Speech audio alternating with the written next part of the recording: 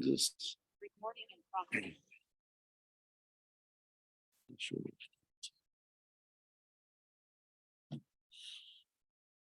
Sejam bem-vindos. Eu peço que vocês me desculpem pelo meu atraso e vamos em frente, que a gente não perder muito tempo aqui. Nós estamos estudando, então, a Prajnaparamita. Nós vimos o Prajnaparamita, Mahaprajnaparamita Shastra de Nagarjuna, e agora a gente está vendo o Prajnaparamita Hridaya, que é o Sutra do coração da Prajnaparamita. Deixa eu ver aqui.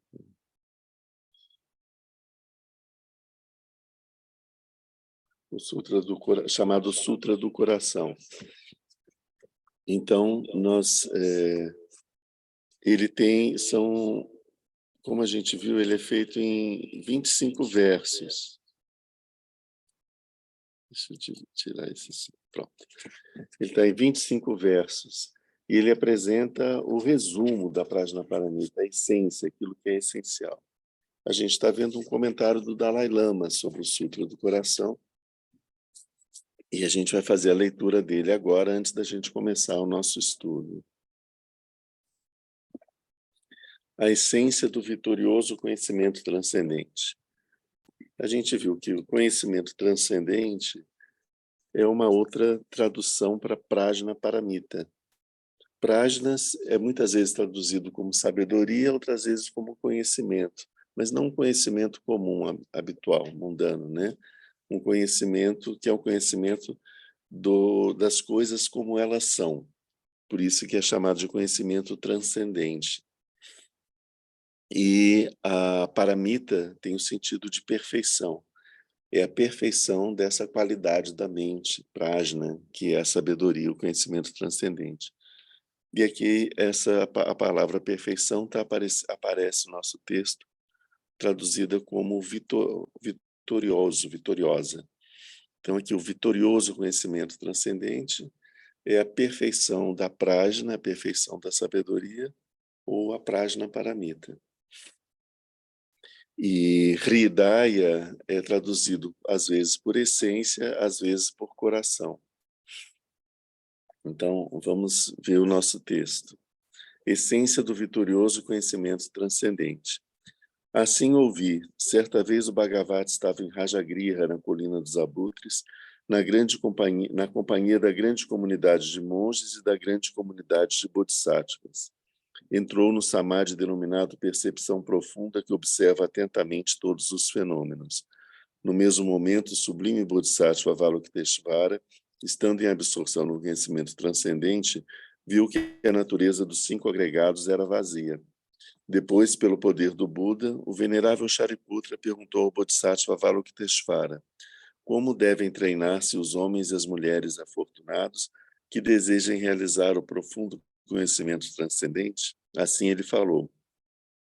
Então o Bodhisattva Mahasattva Avalokiteshvara respondeu ao venerável Shariputra: Shariputra, aquele ou aquela que deseja entregar-se à prática do profundo conhecimento transcendente devem ver assim.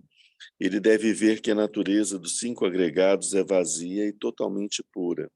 A forma é o vazio é a forma não é nada além que o vazio não é nada além que a forma. Da mesma maneira que as sensações, as percepções, as formações mentais e as consciências são vazias. Assim, Shariputra, todos os fenômenos são vacuidade. Eles não têm nem características, nem origem, nem fim. Eles não são nem impuros, nem livres de toda impureza, nem aumentam, nem diminuem. Eis então porque no seio da vacuidade não há forma, sensação, percepção, formação mental, nem consciência. Não há nem olho, nem ouvido, nem nariz, nem língua, nem corpo, nem mente. Não há nem forma, nem som, nem odor, nem sabor, nem contato, nem fenômeno mental. Não há qualidades inerentes à visão, à audição, ao olfato, ao paladar, ao tato e à consciência mental. Não há nem ignorância, nem envelhecimento, nem morte, nem sua respectiva cessação. Da mesma maneira, não há nem sofrimento, nem origem do sofrimento, nem extinção do sofrimento e nem caminho. Não há nem sabedoria, nem realização, nem não realização. Assim, Shariputra, uma vez que para os bodhisattvas não tem nenhum dano, eles apoiam-se sobre o conhecimento transcendente e ali permanecem. Sua mente é desprovida de todo o véu. São destemidos, transcenderam toda visão errônea e passaram definitivamente para além do sofrimento. Apoiando-se sobre o conhecimento transcendente, todos os Budas do passado, do presente e do futuro atingem a budeidade absoluta, o perfeito e insuperável despertar. É por isso que o mantra do conhecimento transcendente, o mantra da clarividência, o mantra insuperável, o mantra inegável, o mantra que alivia totalmente todo sofrimento, não mente. Saiba que ele é verdadeiro. Eis aqui o mantra da perfeição transcendente. Om Gate Gate Paragate Parasangate Bodhisoha. Shariputra, é assim que um grande bodhisattva deve treinar-se no profundo conhecimento transcendente. Depois o Bhagavat saiu de seu samadhi e felicitou o Bodhisattva Mahasattva Avalokiteshvara. Excelente, excelente, nobre filho. É isso, é isso. Depois que o Bhagavat assim disse, o venerável Shariputra, o Bodhisattva Avalokiteshvara, todos aqueles que o cercavam e o mundo com seus deuses, os humanos, os semideuses e os Gandharvas, se regozijaram e louvaram sinceramente suas palavras. Aqui termina a sublime essência do conhecimento transcendente. Bom, então a gente já tem uns 2 anos ou mais que a gente está estudando esse sutra. E ele tem um ponto muito peculiar, né? Que a gente está... Esse tema da vacuidade e da prajna paramita são não são comuns para a nossa mente, então nós temos uma certa dificuldade em entender mesmo até o significado da prajna e que é essa vacuidade de que se fala o tempo todo. E quando a gente estuda, a gente vê que existem várias camadas e vários nuances que são camadas que têm que ser retiradas, né? São visões ainda errôneas, visões falsas, imperfeitas, que a gente tem que... E a gente se depara um pouco com isso, e a gente se depara com um conceito assustador, que é o conceito, que é a forma como o nosso ego encara a vacuidade, e que não é a vacuidade, né? A vacuidade é uma outra coisa, mas o nosso ego toma a vacuidade como uma aniquilação, né, total. Ao mesmo tempo, a gente vê conceitos como a não existência do eu, a não existência dos fenômenos, a não existência do outro e a não existência dos fenômenos, que são difíceis da gente incorporar no nosso cotidiano, porque toda a nossa experiência está sempre reforçando tanto a existência do mundo como a existência de nós mesmos, né? Além disso, a gente tem uma série de discussões filosóficas sobre até onde vai essa questão, esse ensinamento do Buda sobre a inexistência do eu e a inexistência dos fenômenos. Várias escolas de pensamento budistas, ao longo do tempo, foram interpretando a extensão disso de uma forma variável, né? Existem alguns ensinamentos do Buda que são considerados como completos, por assim dizer. São aqueles ensinamentos que não existe dúvida sobre eles, né? Que são compreensíveis e são, então, estão bem estabelecidos. E existem alguns ensinamentos que dão margem a uma má compreensão, uma incompreensão. não são fáceis de ser compreendidos completamente. Esses são chamados de provisórios, né? Não são provisórios porque o ensinamento é um ensinamento que está pela metade ou que não está completo, não é isso. São provisórios porque a compreensão que nós temos deles é provisória. Então, esses ensinamentos têm que ser vistos com uma ressalva, tipo, nós ainda não conseguimos compreender exatamente o que o Buda quis dizer com isso, né? E esse ensinamento sobre a vacuidade, para as primeiras escolas do pensamento budista, eles tinham essa característica. Aqui, quando o Buda fala da inexistência dos fenômenos, a gente não sabe muito bem o que ele está querendo dizer, porque a gente está vendo os fenômenos acontecendo, né?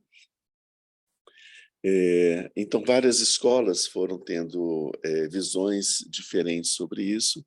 As escolas mais importantes do Mahayana, que é a mente única, a Citta Mata, e a escola do caminho do meio, elas conseguem aprender bastante desse ensinamento sobre a vacuidade. Fica muito bem estabelecido a questão da vacuidade do eu, e a questão, na escola da mente única, ela estabelece a existência de uma oitava consciência mental que teria uma certa continuidade, que é como se aquilo que a gente chama de eu, ele é um fenômeno mental, ele realmente não existe, é uma ilusão, ele é fruto todos esses 5 agregados, mas existe alguma coisa que passa de uma existência para outra, que seria essa oitava, que estaria dentro dessa oitava consciência mental.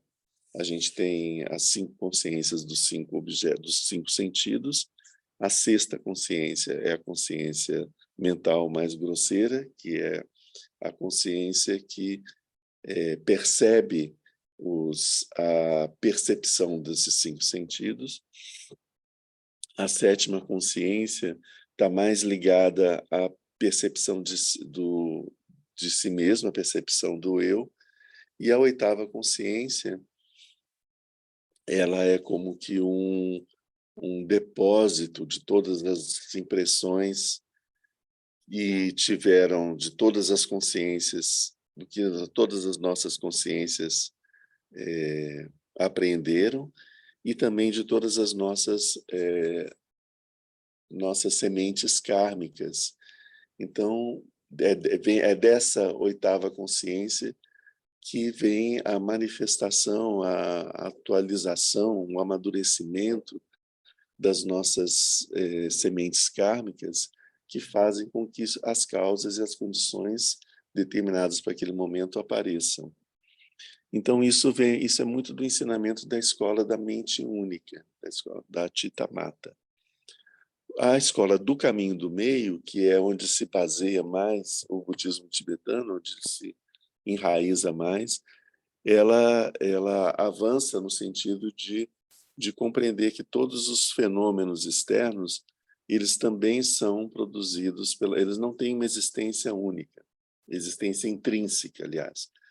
E tem um sutra em que o Buda diz que tudo a única coisa que existe é a mente, tudo é feito pela mente, né?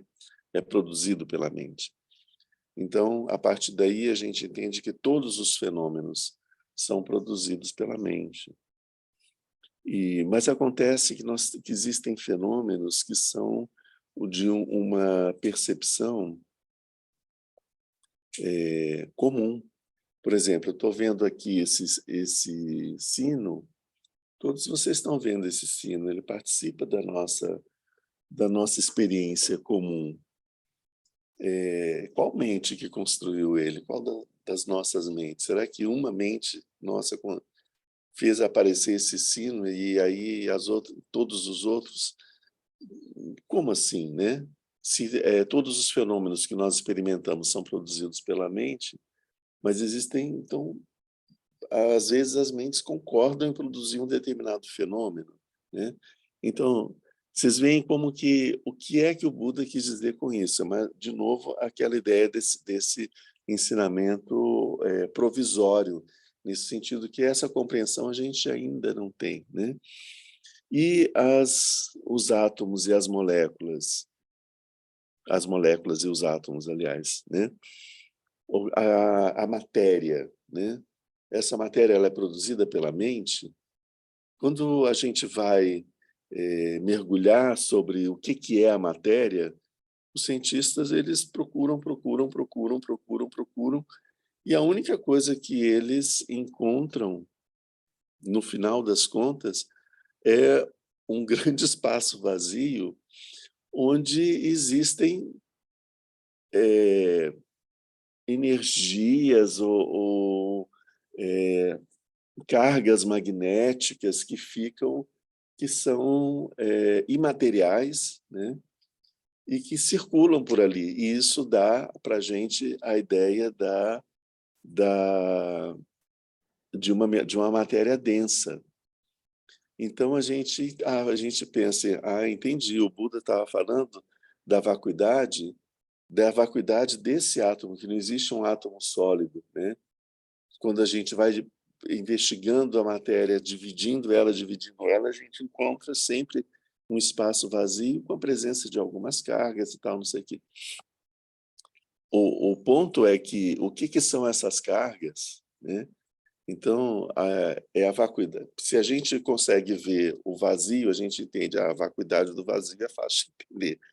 Mas, então, a gente simplesmente substituiu a bolinha densa, que era a representação que a gente tinha do átomo, por uma carga, né?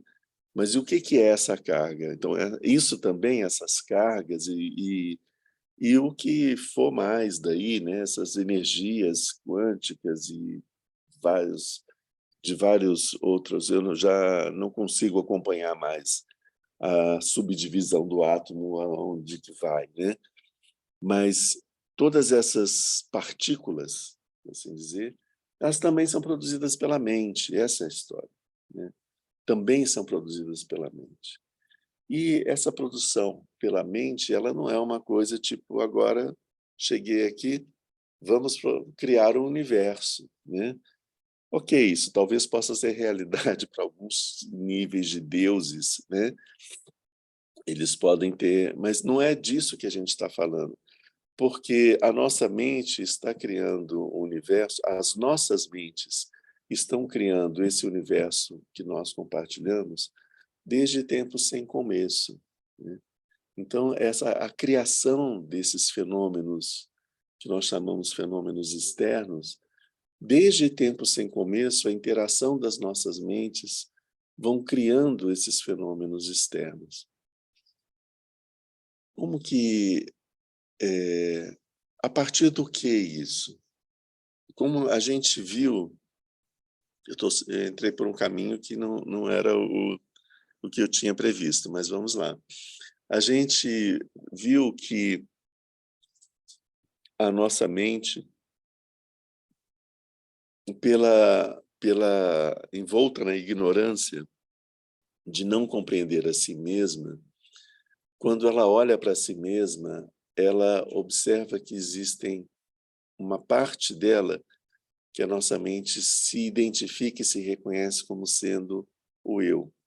E existe uma parte da mente que a nossa mente não reconhece como sendo a sua identidade, então ela chama isso de o outro, os outros, o externo, os fenômenos. Essa cisão fundamental cria a primeira divisão que a gente vê, que é o eu e os outros, o que está dentro e o que está fora, o mundo interior, o mundo exterior. Aquele mundo que eu chamo de mental, que são todos os fenômenos mentais, e aquele mundo que eu chamo de material, que são os fenômenos materiais.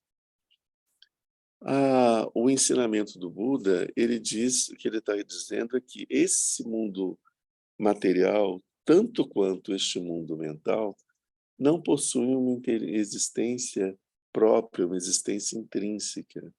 Eles são produzidos pela interação de causas e condições. Então, a mente tomada pela ignorância, ou seja, com a condição da ignorância, ela não percebe a si mesma e aí ela comete um equívoco e ela cria uma divisão onde não existe. Esse é o ponto. Isso por causa... A causa é o hábito que a nossa mente tem, desde tempos sem começo, de enxergar o mundo assim. Isso é a causa, são as nossas causas kármicas. Imagina que ao longo de vidas e vidas e vidas a gente olha para fora, olha para ali e a gente vê uma mangueira, certo? Quando a gente vem aqui, nasce de novo nesse mundo, a nossa mente está tão acostumada a enxergar esse fenômeno como uma árvore, chamar ele de mangueira, que quando eu venho aqui nesse mundo, essas formações kármicas, esse modo de funcionamento da mente, vai continuar olhando para aquilo e vendo aquilo como uma árvore, né? Não vai chamar de mangueira, mas você vai aprender mais tarde que o nome disso é mangueira. Mas por quê? Mas você vai aprender isso porque enxergar isso como uma árvore dessa forma é uma atualização de um modo de funcionamento da mente. A minha mente se acostumou a fazer isso ao longo de vidas e vidas e vidas, né? Então, isso é um pouco, dá para a gente ter uma ideia do que é, como é que a mente cria o mundo. Essa é a história, né? Como é que os fenômenos externos são produzidos pela mente. Eles são produzidos pela mente porque, ao longo do tempo, começou a surgir uma semente de uma percepção de um fenômeno. Isso começou a ser compartilhado pelas pessoas, as pessoas foram reforçando que aquilo era uma coisa existente, aquela ilusão mental era uma coisa existente, e ao longo de vidas e vidas e vidas e vidas, isso foi criando uma consistência, uma densidade, foi adquirindo características que a nossa mente atribui para aquilo, até o ponto da gente ter uma imagem mais sólida, mais desenhada, mais explícita desse determinado fenômeno. Eu não estou falando de uma coisa que aconteceu de milhões de anos para cá, estou falando de algo que acontece desde tempos sem começo, não são milhões de anos, são bilhões, trilhões de anos, em que as mentes que habitam esse universo vão vão produzindo uma percepção desse universo com formas, com sensações e etc. Enfim, aqui a gente tá vendo como que o que eu queria dizer é que como que a Prajnaparamita nos coloca diante de questões filosóficas muito complexas e difíceis para a nossa mente aprender. Algumas coisas, a nossa mente tem um funcionamento conceitual tão bem estabelecido que algumas coisas a gente não consegue entender. A gente está tão preso em sentidos de próximo e distante que falar sobre a inexistência do próximo distante, falar sobre a inexistência do tempo linear, que a gente aprende que o tempo tem passado, presente e futuro, né? Embora a gente não consiga entender, pegar uma coisa e dizer, ó, tá vendo, isso aqui é passado, né? Embora a gente não consiga nem definir bem o que é presente, porque se o presente o presente já passou, já não é mais, ele é aquela aquela uma linha, como se fosse uma linha divisória, que tudo que passa por essa linha sai de uma coisa chamada futuro para uma coisa chamada passado. Futuro é uma coisa que não existe ainda, passado é uma coisa que não existe mais. A única coisa que existe é o presente, mas o que é esse presente? É essa instante imaterial em que as coisas elas têm aí sim elas existem, para que no instante seguinte elas não existam mais. Isso é difícil da nossa mente entender, porque a gente tem a gente vê como o filme é como ele é uma sequência de quadros que passam tão rápidos que a gente dá uma impressão de continuidade. A gente tem essa impressão de continuidade sobre nós e sobre as coisas. Eu estou vendo esse livro aqui, estou vendo esse livro há muito tempo, né? Mas não, é porque não é assim. Eu só consigo, ele só tem existência nesse momento exato, que é o presente. O passado já não existe mais. Só que ele tem a existência desse momento presente com todas as lembranças e cargas das experiências que aconteceram antes.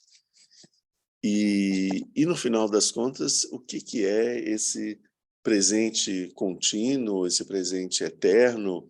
O que é o tempo, afinal de contas, né? Como que é, já que não é do jeito como a gente pensava? Então, essas são questões filosóficas que surgem quando a gente começa a estudar a Prajnaparamita, que elas, na primeira parte, no primeiro acesso, a gente pensa que esse texto é um texto muito profundo sobre a filosofia budista e etc. Mas a gente perde com isso o ponto fundamental, que é ver o que está acontecendo aqui. Nós vemos que aqui, o estudo da Prajnaparamita ele vai separar esse texto desses 25 versos em fases, né?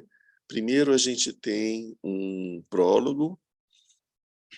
Nesse prólogo, o que acontece? Existe a definição de que, como a gente já viu, né?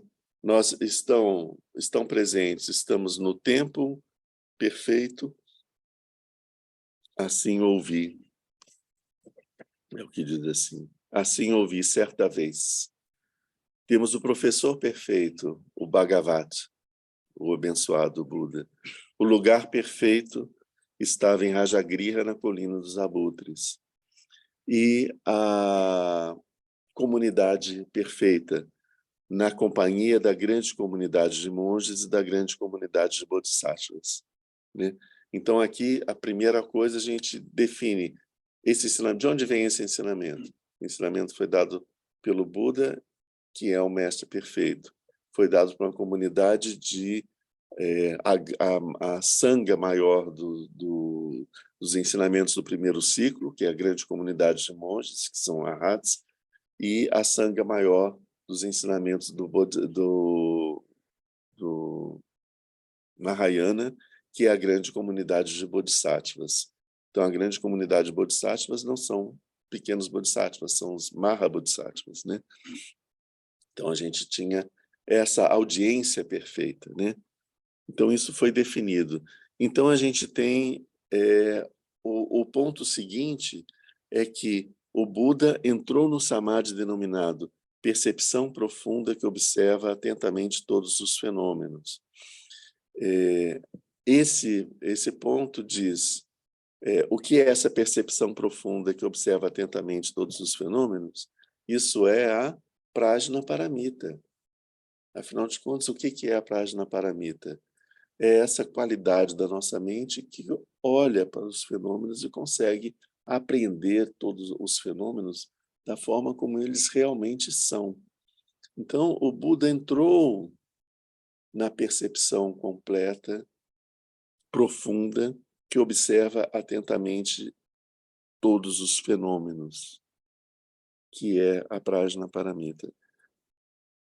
Então, o Buda estava em profunda absorção meditativa na Prajnaparamita.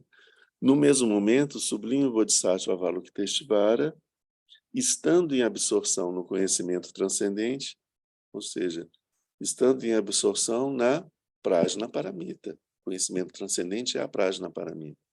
Ele estando em absorção no conhecimento transcendente, ele viu que a natureza dos 5 agregados era vazia.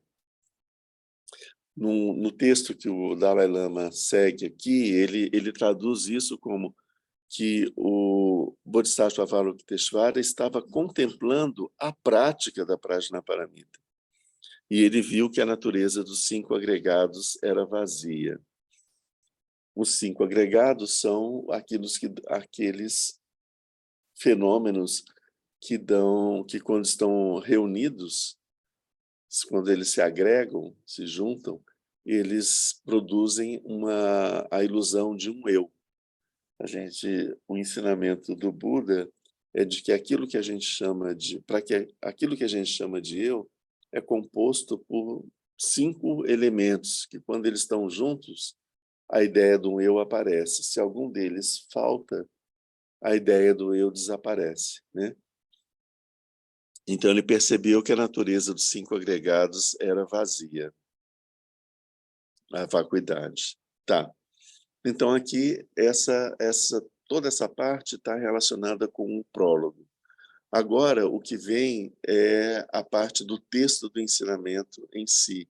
Aparece aqui agora. E ele aparece como: depois, pelo poder do Buda, o venerável Shariputra perguntou ao Bodhisattva Avalokiteshvara.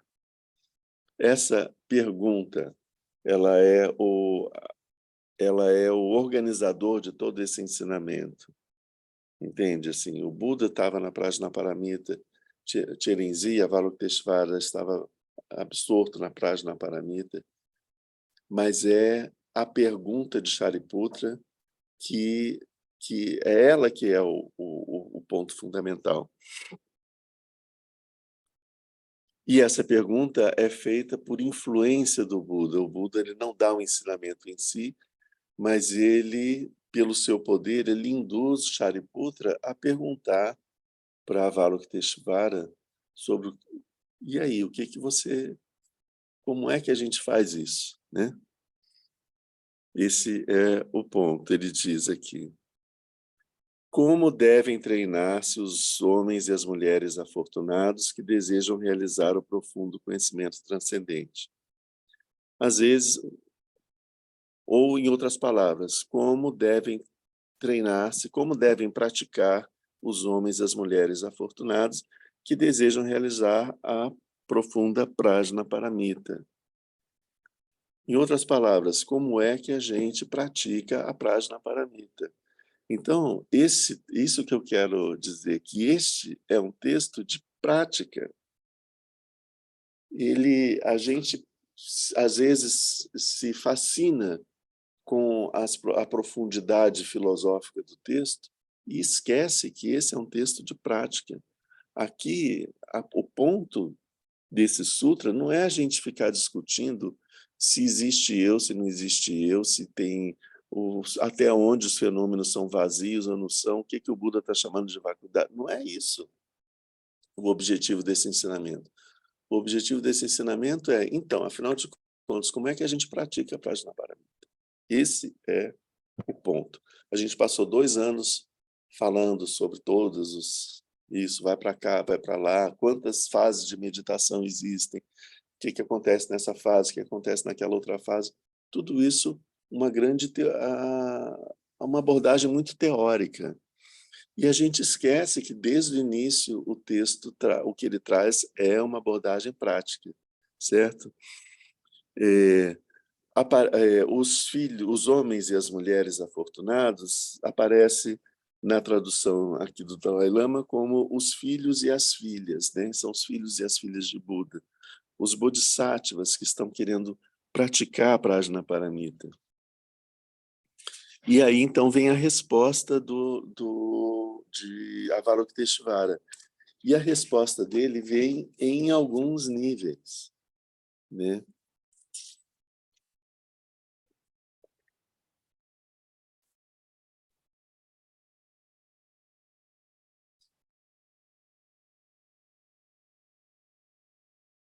Primeiro ela vem de uma forma concisa e depois com alguns detalhes. A resposta concisa de Avalokiteshvara é a seguinte: olhar com insight que até os 5 agregados são vazios. Então, a primeira parte da resposta Então o Bodhisattva Mahasattva Avalokiteshvara respondeu ao venerável Shariputra: Shariputra, aquele ou aquela que desejam entregar-se à prática do profundo conhecimento transcendente devem ver assim, né? Ele deve ver que a natureza dos 5 agregados é vazia e totalmente pura. E aqui ele segue um pouco, a gente vê esse restinho depois. Então, no texto que o Dalai Lama apresenta, com a tradução dele, ele diz, ele deve ver que até a natureza dos 5 agregados é vazia e totalmente pura.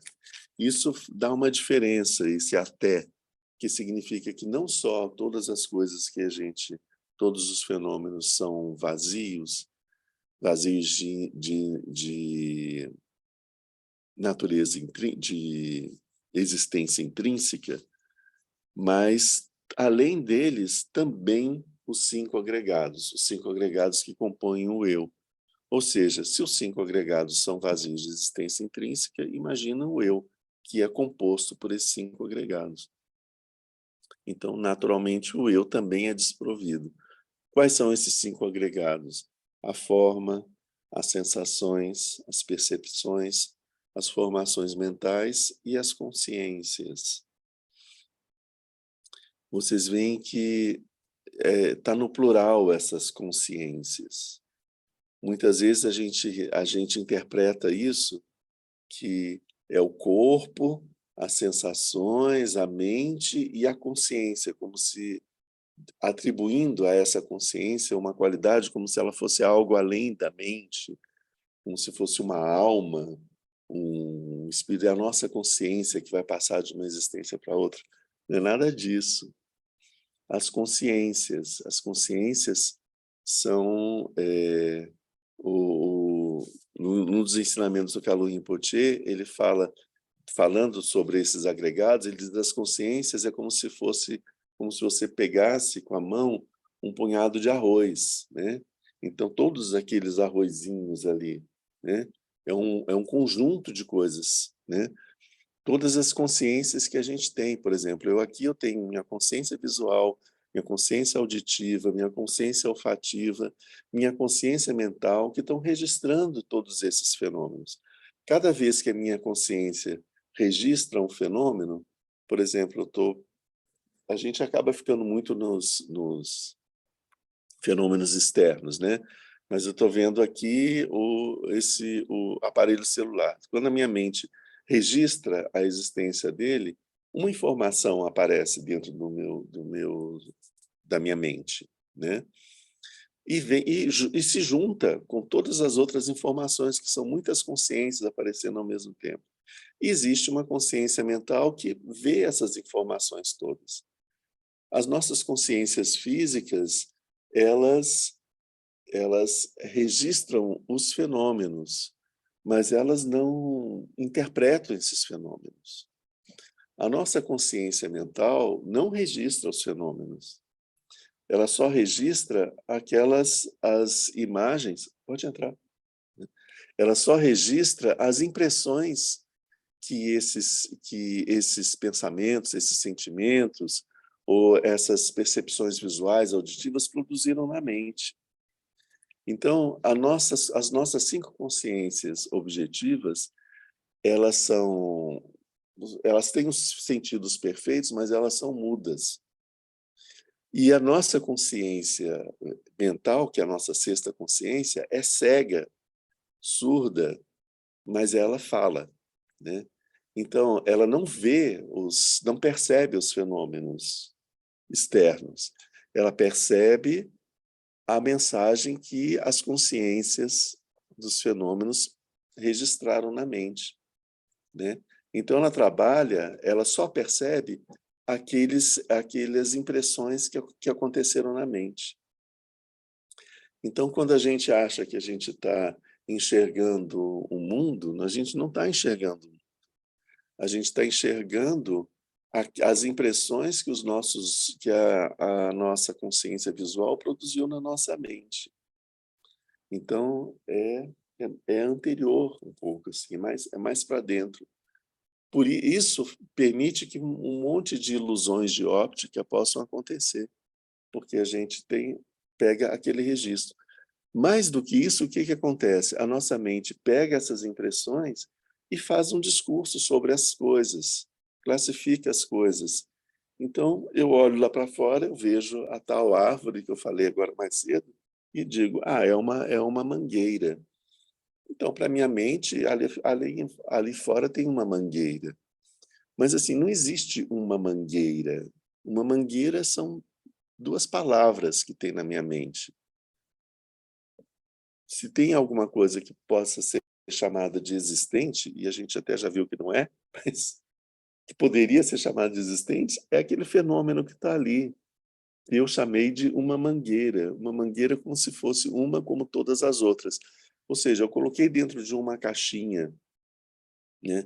Todas as mangueiras são assim, todas as mangueiras produzem manga, todas as mangueiras têm uma casca dessa cor, tem uma folha dessa forma, etc, etc. Então a gente cria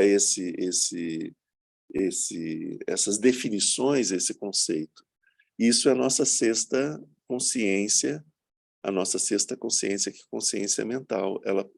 Ela pega as impressões que vêm dos sentidos, classifica isso, ela fala assim: "Ah, então isso que está acontecendo é que eu estou vendo uma mangueira". Então ela coloca ali uma mangueira, mais uma, né.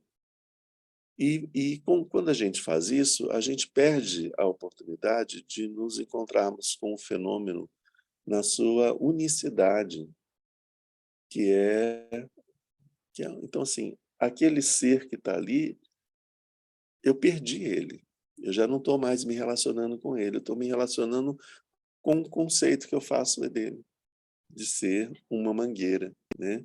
Uma mangueira que agora não está produzindo manga, ou que agora está produzindo manga, que produz uma manga que eu gosto, uma manga que eu não gosto, então que suja muito o chão, ou que é muito bonito, tudo isso são as, coisas que a minha mente produz, que não tem nada a ver com o fenômeno lá fora. Mas a gente se relaciona no nosso dia a dia, a gente faz isso com tudo, o tempo todo, principalmente com as pessoas, e a gente se relaciona com esse mundo interno, achando que a gente está se relacionando com o mundo externo, né. Mas, enfim, eu estava vendo sobre a questão dessa desses 5 agregados e das consciências. Então, cada vez quando a minha mente percebe, junta todas as informações e ela faz uma imagem de uma mangueira, aparece uma consciência que enxerga aquele ser ali, né. Em seguida, minha mente pega isso e classifica isso. Isso é uma mangueira. Aparece uma consciência conceitual que diz: "Estou vendo uma mangueira", né. E aí é essa consciência, a partir daí é com esse discurso, com essas palavras que a nossa mente começa a trabalhar. A nossa mente habitual, ela trabalha com as palavras, com os nomes que a gente dá para as coisas, né. Eh E o grande equívoco é que a gente não percebe que toda vez que a gente se relaciona com esses nomes, a gente perde o fenômeno lá fora, a coisa em si, e a gente fica num conceito, né. Então, aí vem a questão do conhecimento transcendente. O conhecimento habitual é esse conhecimento conceitual que a nossa mente tem. O conhecimento transcendente, ele esquece todas essas caixinhas que a mente cria e deixa a mente completamente, eh, vazia, nua, pronta para observar um fenômeno como se nunca tivesse visto aquilo antes, sem querer dar nome para as coisas, só observar o fenômeno e aprender ele na sua totalidade, sem projetar nada nele. É eu olhar para esse fenômeno que está lá fora, não me preocupar em dar um nome para isso, chamar isso de uma mangueira, mas estar diante deste fenômeno, perceber a frescura da sombra, perceber o movimento dos ventos, os animais que vivem ali. E eu falei de um monte de conceitos agora. Eu não falei do fenômeno em si. Mas, mais uma vez, a minha mente ficou presa nesses conceitos, né? Mas perceber a totalidade daquilo.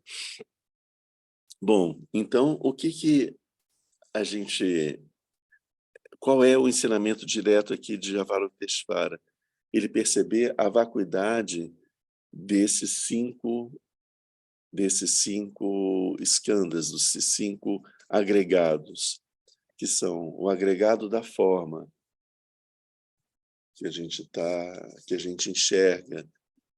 O agregado da forma não é só o corpo, e não tem a ver, não é a matéria, é a forma mesmo, a forma das coisas, a forma com as suas, não só não só a forma, mas as cores e as características, né? Agregado da forma, o agregado das sensações, que são as impressões que vêm pelos sentidos, dos visuais, auditivas, olfativas, tácteis, o vazio dessas impressões. A gente tem um fenômeno, a gente capta informações sobre esse fenômeno, que são as informações visuais, que elas conseguem captar as vibrações luminosas de um determinado espectro, mas não captam todas. Tem uma boa parte desse fenômeno, que é a mesinha que eu estou olhando aqui para ela agora, uma boa parte desse fenômeno que eu não estou conseguindo apreender.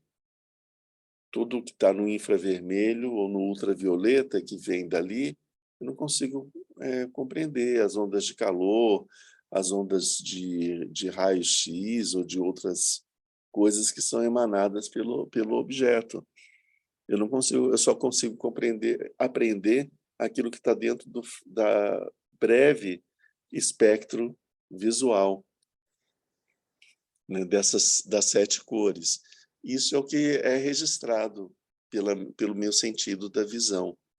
Então, e do sentido de audição, também a gente ouve um determinado espectro de sons. O olfato, ele capta um espectro de substâncias químicas, né? O paladar também é uma parte só, ou seja, toda a forma que a gente tem de adquirir alguma informação do meio externo, ela é limitada, ela não é completa, ela é limitada, né?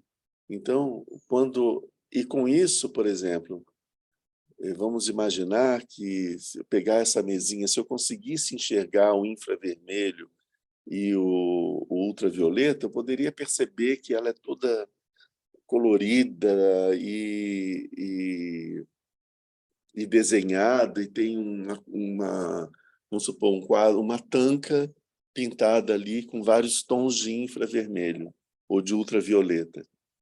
Mas eu olho para ela, eu só vejo uma placa vermelha, né?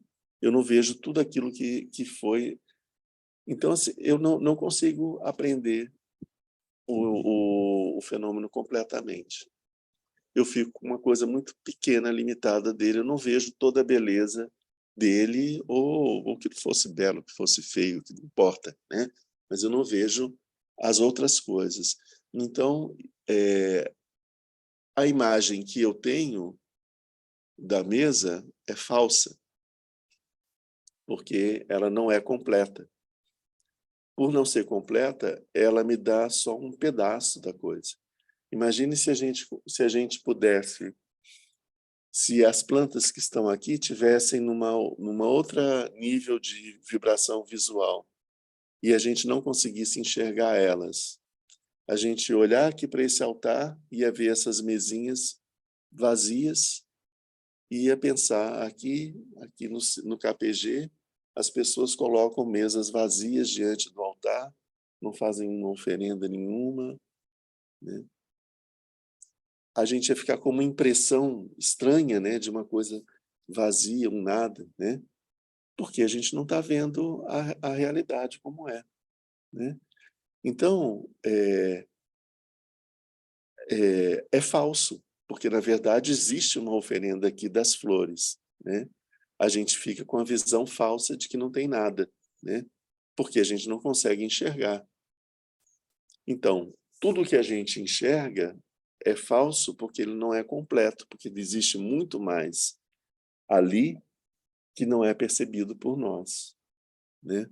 Esse é, isso é um dos sentidos da vacuidade. Então, a imagem que a gente tem do fenômeno, ela não é completa, não é verdadeira. O fenômeno, ele é diferente disso. Eu não estou aprendendo o fenômeno completamente. Eu estou aprendendo só uma parte que me dá uma impressão negativa que eu não teria se eu estivesse vendo o fenômeno como um todo. Bom, então isso para a gente ver que as sensações, as percepções é como que essas impressões sensoriais elas se registram na nossa mente e aquilo que a nossa mente atribui para isso, para eles.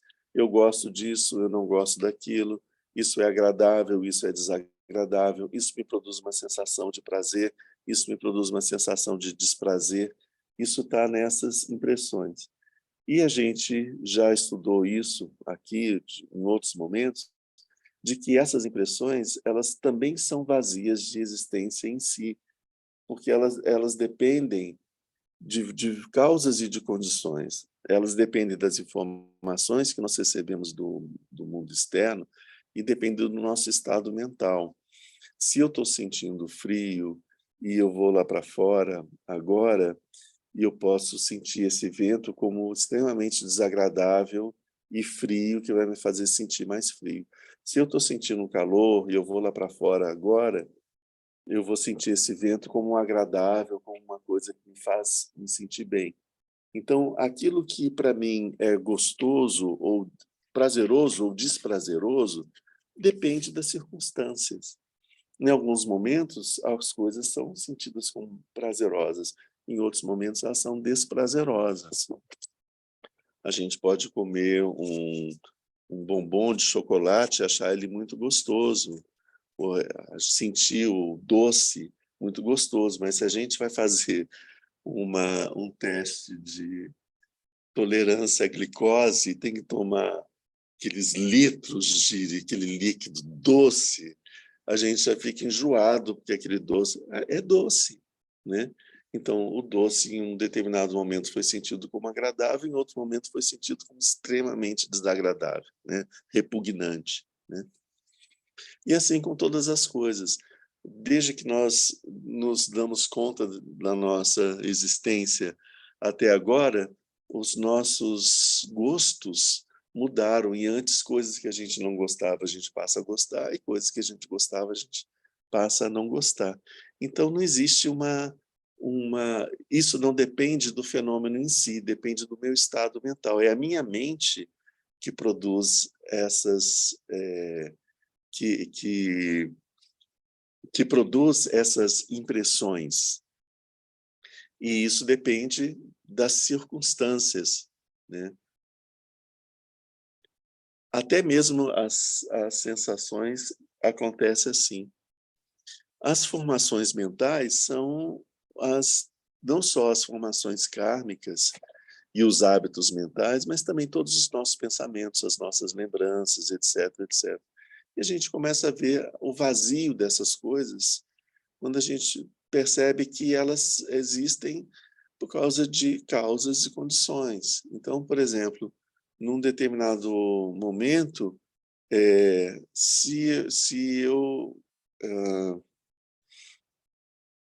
se eu me lembro de uma pessoa no momento em que eu estou me sentindo triste e me sentindo desprotegido, me sentindo é, é, potencialmente de uma forma agressiva, né?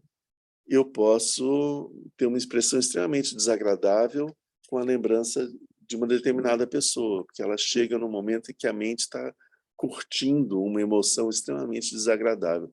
Mas se eu estou sentindo uma emoção muito prazerosa, a lembrança dessa pessoa pode chegar e, junto com essa impressão extremamente prazerosa, e ser vista de uma forma totalmente diferente.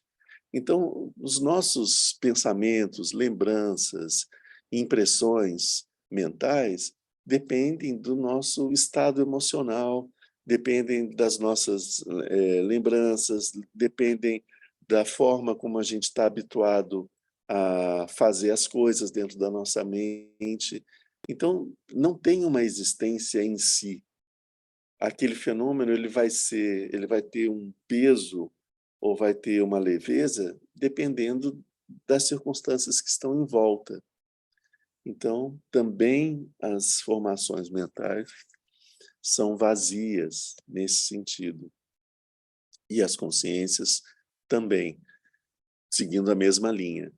Então, quando a gente vê todas as coisas que vão dar a existência de um eu, a impressão de um eu, elas estão num terreno muito instável, né? A gente está tentando se equilibrar em cima da água, né? Onde quer que a gente põe o pé, ele afunda. Não tem uma densidade que dá uma sustentação. O nosso eu ele está sempre assim nessa corda bamba, tentando não mergulhar completamente nesse oceano, tentando desesperadamente provar para si mesmo que ele existe, né? É assim que a gente está. E quando a gente vai analisar o nosso eu bem a fundo mesmo, a gente percebe o quanto que, às vezes, o nosso eu é diferente dele mesmo, né? O quanto que, em alguns momentos, a gente meio que não se reconhece na nossa própria identidade, né? Se a gente olha bastante para trás, a gente percebe, nossa, como eu mudei ao longo desse tempo todo, né? Ao mesmo tempo que a gente tem aquela coisa contínua que não muda nunca, aquela ideia de que não muda nunca, que existe uma entidade, em outros momentos a gente percebe que há uma sequência de eus que em alguns momentos não tem nada a ver uns com os outros, né? Isso é fácil da gente ver na relação que a gente tem com as pessoas. Nós falamos com o nosso chefe de um jeito, nós falamos com o nosso professor de um outro jeito, nós falamos com nossos filhos de um jeito, nós falamos com os nossos pais de um outro jeito, nós falamos com os nossos companheiros amorosos de um jeito, nós falamos com as pessoas com que a gente está irritada de um outro jeito. São vários eus que aparecem aí, cada um com características bem diferentes, né? Que a gente diz que são jeitos diferentes de eu ser, né? Ou seja, esse eu ele tem uma multiplicidade infinita de jeitos diferentes de ser. Você falou, mas então o que que você é mesmo nisso tudo, né? É vazio, né? Enfim, aqui outro ponto importante da gente ver nesse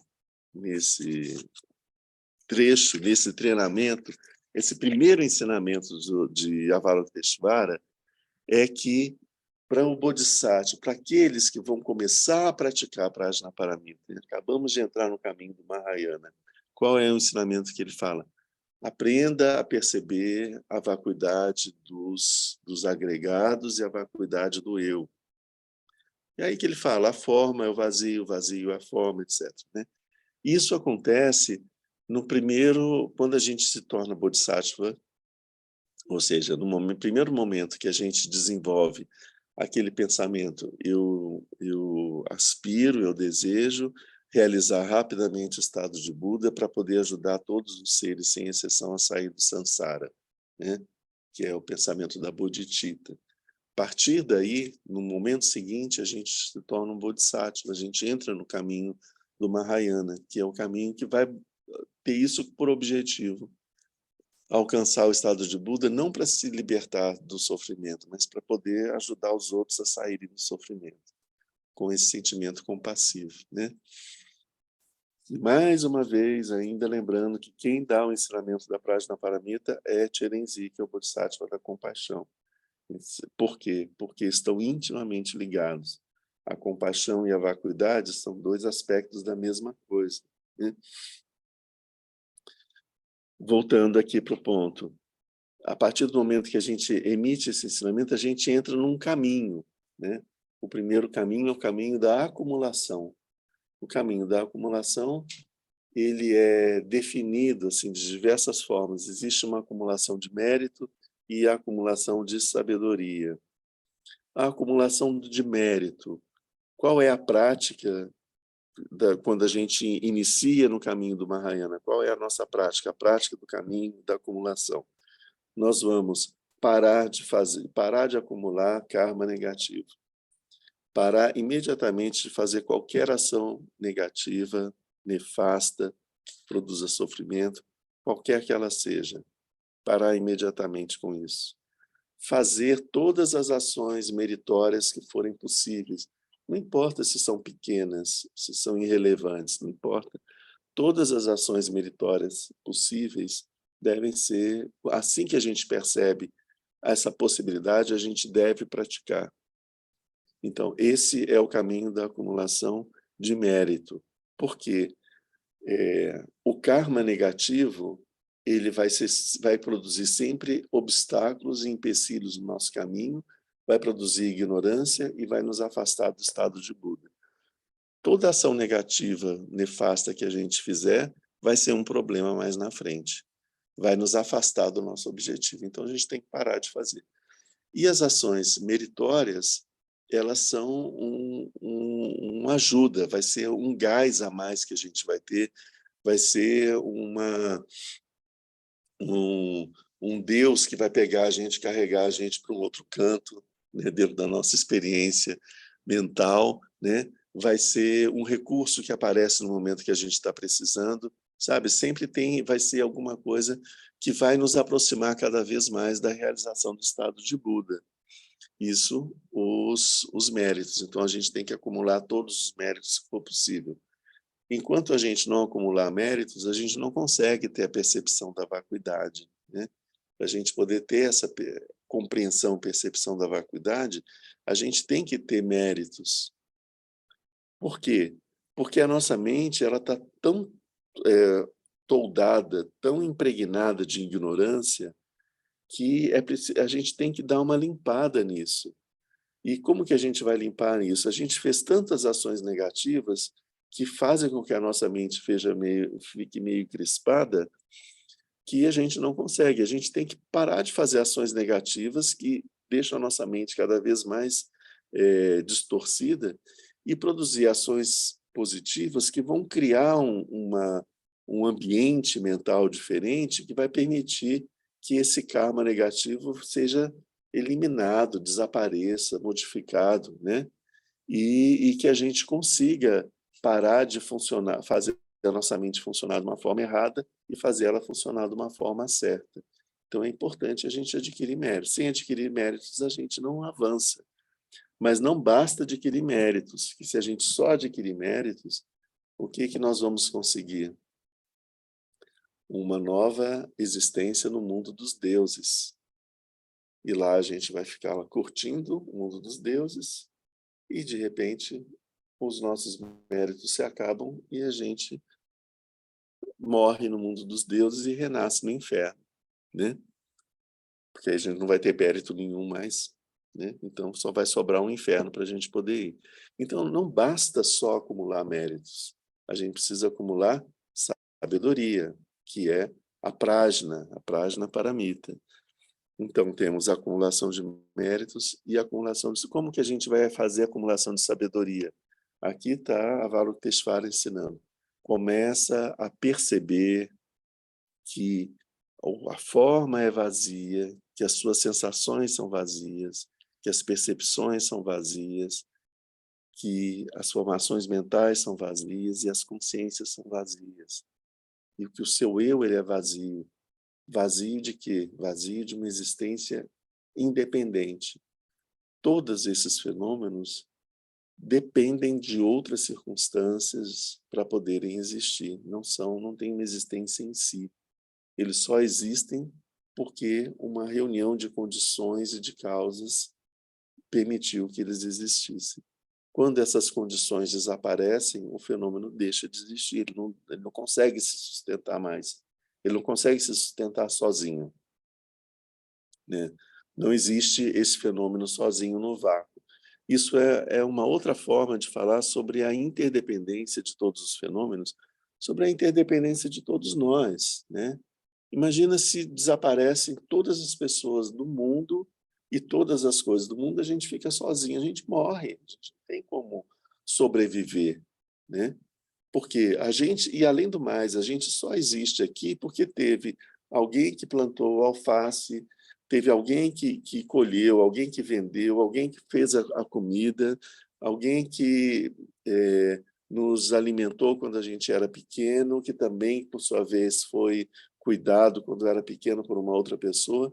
Existe uma raiz, uma corrente, como é que se diz, um rosário de pessoas, umas proporcionando que outras façam coisas para outras, que façam coisas para outras, que façam coisas para outras, que fazem com que a gente chegue aqui agora e diga, eu estou aqui agora, sim, mas eu estou aqui agora por conta desses milhões e bilhões de seres atrás de mim que me deram, que deram as condições para que eu estivesse aqui agora. Eu não estou aqui sozinho, né? Isso é o estado, para alcançar o estado do Buda. Quando o Buda alcança o estado do Buda, ele tem essa percepção de que ele não alcançou o estado do Buda por si só, sozinho.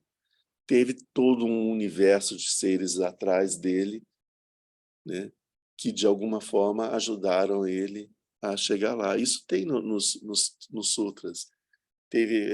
Quando ele estava indo para a árvore, passou um rapaz com um bando de capim, deu para ele o capim para que ele pudesse fazer uma almofada para poder se sentar e para poder se sentar para meditar. Ele estava com fome, teve uma mulher da comunidade que levou um arroz com um iogurte para que ele pudesse se alimentar, senão ele ia morrer, né? Então, a comunidade estava sempre ajudando, e quando o Buda alcança o estado de Buda, ele alcança por quê? Por mérito de todos esses seres que, de uma certa forma, permitiram que ele conseguisse chegar até ali, né? Esse é um conceito budista muito profundo e acho que é um dos mais bonitos também, né? De como todas as pessoas, todas as coisas estão interligadas, estão interagindo entre si, e isso faz com que a gente pense que lugar que eu quero ficar no mundo, né? Se eu interfiro e influencio em todas as pessoas, em todas as coisas, qual vai ser a influência que eu quero deixar no mundo? Eu quero ser um problema para as pessoas, um obstáculo no seu caminho espiritual, ou eu quero estar ajudando todos para que todos consigam se libertar, né? Esse pensamento sobre os skandhas, dessa primeira fase do caminho de acumulação, ele ainda é um pensamento muito conceitual, porque a gente tem que aprender o ensinamento, pensar sobre ele, tentar entender o que ele significa, entende? O, as fases, a gente ainda não está no caminho da meditação. A gente está no caminho de entender o ensinamento, né? A prática de meditação que a gente vai fazer é uma prática mais analítica, em que a nossa mente tenta trabalhar para ver o que ela entende sobre isso. E nessa meditação analítica, e até depois a gente pode deixar mais o lado analítico, mas sempre vai estar presente o que a gente chamou, né, o vitarka e o vikara, né, que é a capacidade de julgamento, de avaliar as coisas e de investigar as coisas, essas capacidades mentais. Então, a gente está falando ainda do primeiro nível de meditação, em que esses fenômenos mentais estão presentes, E a meditação, o trabalho que a gente tem que fazer aqui, é um trabalho de tentar entender o que ele quer dizer com a vacuidade dessas coisas que a gente considera o eu.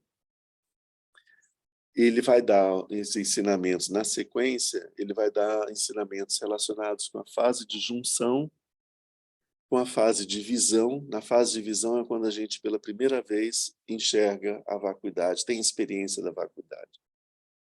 Aí, pá, aí é que a gente começa a percorrer os 10 mundos, as 10 terras dos bodhisattvas, até a fase do não ensinamento, que é a fase final do estado de Buda. Tudo isso está presente nesse texto. Essas frases que a gente vai vendo assim, vai falando, para que ele está repetindo isso o tempo todo? Ele não está repetindo o tempo todo. A cada fase ele está falando de um outro processo, né? Então, o primeiro processo que a gente viu agora é esse sobre os 5 agregados e a importância da gente compreender isso, que isso vai nos levar a aprofundar esse conhecimento e até chegar a uma experiência da vacuidade. Aí sim a gente entra nos caminhos mais avançados, né? Vamos encerrar aqui agora, que a gente tem hora, né? Vamos ver se alguém tem alguma pergunta.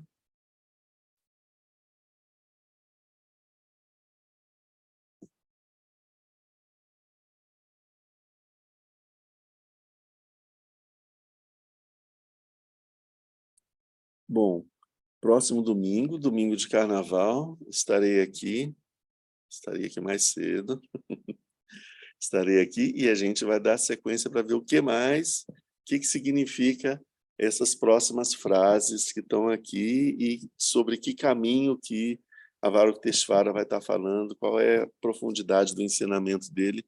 Não percam, certo? Tanto os presentes como os distantes. Sim, sim, pode ser.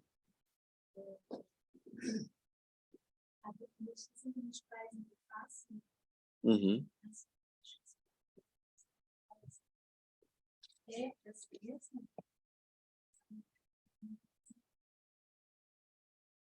Uhum.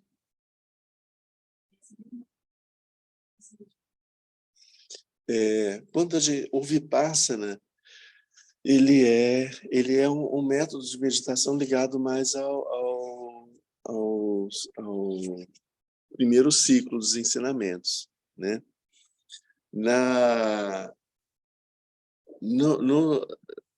No Mahayana, a gente faz o Vipassana de uma forma um pouco diferente. E na prática do budismo tibetano, ele é aquilo que a gente chama de Hlakthong, né? A gente tem o Shamatha, que é o que a gente chama de Shiné, e o que é Vipassana a gente chama de Hlakthong. Shiné e Hlakthong são nomes tibetanos. Shamatha e Vipassana são nomes sânscritos. Tem algumas diferenças da forma como fazer. Por isso é que é um pouco difícil de responder sobre, eu não sei de que forma que foi ensinado o Vipassana. Mas, por exemplo, o Hlakthong, ele utiliza especialmente a prajna. Essa indagação, essa pergunta, tipo, afinal de contas, o que é o eu? Aonde que está o eu? Que cor que ele tem, né? O que é isso coloca a nossa mente num estado de prajna, de tentar olhar para o fenômeno do jeito como o fenômeno é, atravessar as camadas de conceitos, afastar esses conceitos todos e falar, não, deixa isso tudo de lado, eu quero ver, afinal de contas, o que é esse fenômeno. Não vou ficar com a resposta imediata, que é a resposta dos conceitos, né? Então, nesse sentido, sim, né? É por aí. Eu acho que é importante a gente tentar entender o significado desse ensinamento daqui. Ele deve ver que a natureza dos 5 agregados é vazia e totalmente pura, né? Então, o que ele está querendo dizer com isso? O que é esse vazio? O que é essa pureza? E experimentar, né? Parar e meditar, contemplar e ver se o que a gente percebe disso, né? Vocês veem que ele está dizendo para a gente, nós precisamos mudar a forma de olhar. É isso que o Tirenzi está falando. Shariputra, aquele ou aquela, devem ver assim. Então, ou seja, a gente deve abandonar a forma como a gente vê as coisas e devemos ver assim. Ele deve ver que a natureza dos 5 agregados é vazia, totalmente pura. Então, a gente tem que ver, para a gente conseguir ver, é um passo ainda mais além, né? Primeiro a gente tem que entender o que é isso, depois a gente tem que tentar enxergar isso que ele está falando, né? Ok? Gente, nós vamos fazer então a nossa dedicatória. Já já nós vamos começar a meditação com o Lama Tsongkhapa. Graças a essa virtude, tendo realizado rapidamente o Mahamudra, possa eu conduzir a esse estado todos os seres, sem exceção. Pela graça do Buda que obteve os 3 corpos, pela graça da imutável verdade do Dharma em si, pela graça da infalível aspiração da Sangha, possa essa súplica de meditação dedicatória realizar-se tal como